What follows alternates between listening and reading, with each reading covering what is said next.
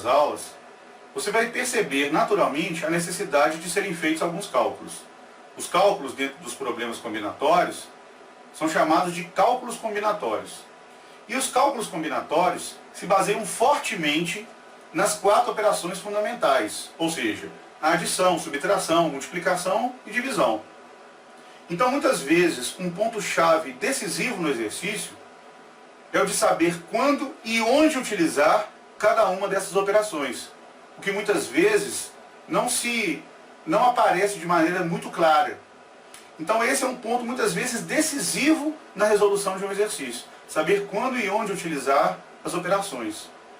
Então, para servir de orientação, existe uma regra dentro da análise combinatória que nos orienta quando nós devemos multiplicar os valores envolvidos. Esta regra recebe o nome de princípio fundamental da contagem. Princípio porque é a base do cálculo combinatório. Fundamental pela própria importância dele dentro desses problemas de contagem. E o princípio fundamental da contagem nos diz o seguinte: se há X possibilidades de fazer uma escolha e, para cada uma dessas possibilidades, existem Y possibilidades de fazer uma segunda escolha, então, o número de possibilidades de serem feitas as duas escolhas sucessivamente é X vezes Y. A leitura, então, dessa regra, do princípio fundamental da contagem, nos revela que, se em uma situação nós tivermos que realizar duas escolhas, o número de maneiras diferentes de essas escolhas serem feitas sucessivamente, uma na sequência da outra, deve ser dada pelo produto quanto ao número de possibilidades de cada uma delas. Você vai perceber ao longo das aulas que há uma enormidade de situações, de problemas, que se aplica segundo essa regra. Essa regra é de fato a base para os problemas combinatórios. Então eu vou começar apresentando um problema onde está situado num determinado contexto, e ao longo das aulas você vai ver outros problemas em outros contextos, cuja resolução recai exatamente como uma aplicação direta desta regra, do princípio fundamental da contagem. Observe, temos 3 caminhos que ligam x a y e 2 que ligam y a z, conforme a ilustração a seguir. Assim, quantos caminhos ligam x a z? A ilustração é esta. Nós temos 3 pontos, x, y e z, de tal forma que de x a y há 3 caminhos diferentes, ilustrados por essas setas, e 2 caminhos ou 2 setas que ligam y a z. E o problema nos questiona quantos são os caminhos que ligam x a z.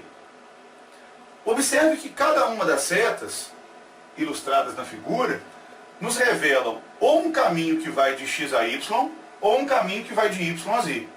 Nenhuma das 3 setas, nenhum dos 3 percursos revela um caminho direto de x a z. Então, para que seja formado um caminho que vai de x até z, é absolutamente necessário combinar 2 dessas setas. Então, se eu tomo, por exemplo, essa seta de baixo com esta seta de baixo, as 2 setas combinadas nos mostram um caminho que vai de x a z. Mas se eu tomo essa seta de cima com esta seta de cima, já é um outro caminho que liga x a z. Então, os caminhos que ligam x a z são as variações que podem ser feitas nos percursos de x a y e posteriormente de y a z. Então, para ficar mais claro esta resolução, eu vou aqui denominar essas setas, esses caminhos, como sendo essa seta de cima que liga y, que liga x a y, 2, essa seta do meio, e 3 como sendo essa seta de baixo, que liga x a y. E tomando aqui como 4 e 5 as setas que ligam y a z. Então, mais uma vez, os caminhos que ligam x a z terão que ser, na verdade, realizados com uma variação, escolhendo uma das setas que liga x a y e uma das setas que liga y a z.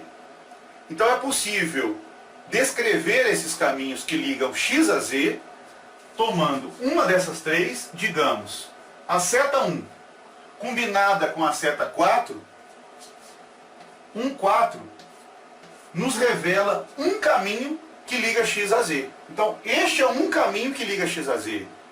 Mas observe que quando eu mantenho a seta 1, o percurso que vai de x a y, mas escolho uma outra seta, no caso, a seta 5, que liga y a z, então 1, 5 nos revela um outro percurso que vai de x a z.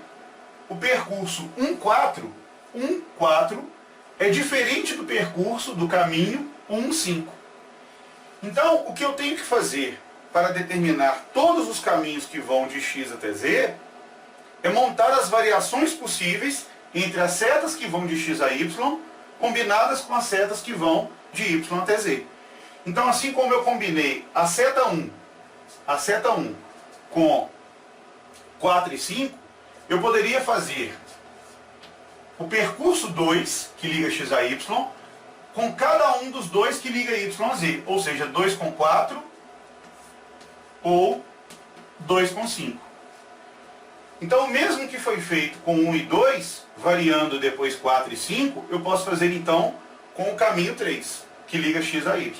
Então eu posso fazer 3 combinado com 4, mostrando um caminho que vai de x até z, 3 com 4, e depois 3 com 5. Então, realizando todas as variações possíveis, a ilustração, a descrição dessas variações nos mostra que há 6 possibilidades diferentes, ou 6 caminhos possíveis de serem determinados, né? 1, 2, 3, 4, 5, 6. Mas o que isso tem a ver com o princípio fundamental da contagem? Observe que cada uma dessas variações, cada uma dessas possibilidades, ela foi realizada a partir de 2 escolhas. O problema, de uma maneira até indireta, nos obrigou a fazer 2 escolhas para que fosse realizado um caminho de x até z. Por exemplo, na formação desse caminho, eu escolhi o percurso 2 e posteriormente, na sequência, escolhi o caminho 4. Ou seja, em cada um deles eu fiz uma escolha, que é a seta que liga x a y, e na sequência eu realizei a escolha da seta que liga y a z. Então, para que fossem formados esses caminhos, foram realizadas 2 escolhas. Sendo que na primeira escolha eu tinha 3 possibilidades. A escolha da seta que vai de x a y nos revela 3 possibilidades, que são os percursos 1, 2 ou 3. Então havia 3 possibilidades. E para cada uma delas, tanto 1, quanto 2, quanto 3, qualquer uma das 3 possibilidades da primeira escolha nos revelava 2 possibilidades na segunda escolha, que era a escolha da segunda seta, que poderia ser 4 ou 5. E a questão de ser 4 ou 5 para cada uma das 3 possibilidades nos mostra muito naturalmente a necessidade de multiplicarmos essas possibilidades. Por quê? Combinando com o caminho 1, com a seta 1, eu tenho 2 possibilidades. São 2 caminhos. Combinando com o caminho 2, eu tenho mais 2 possibilidades.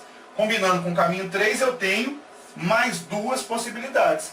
Então eu vou ter um total de 2 mais 2 mais 2. E 2 mais 2 mais 2, na verdade, eu posso escrever como 2 vezes 3 ou 3 vezes 2, tanto faz.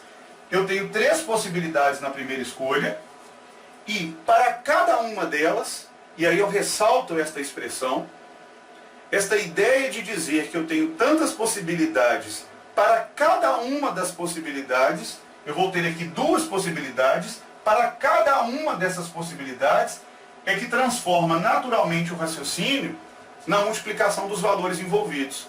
Então eu tenho 3 possibilidades na primeira escolha, e para cada uma delas, eu tenho 2 possibilidades na segunda escolha. Então o princípio fundamental nos mostra que eu tenho 3 vezes 2, ou seja, eu tenho 6 possibilidades de fazer essas escolhas sucessivamente. E fazer essas escolhas sucessivamente, que são as 6 possibilidades, cada uma dessas maneiras de fazer essas escolhas sucessivamente, na verdade é um caminho produzido. Então, se eu tenho, pelo princípio fundamental, 6 maneiras diferentes de realizar as escolhas sucessivamente, no contexto desse problema, ele é mostrado que há 6 caminhos diferentes que ligam x até z. Então eu espero que você tenha compreendido essa resolução. Até a próxima aula.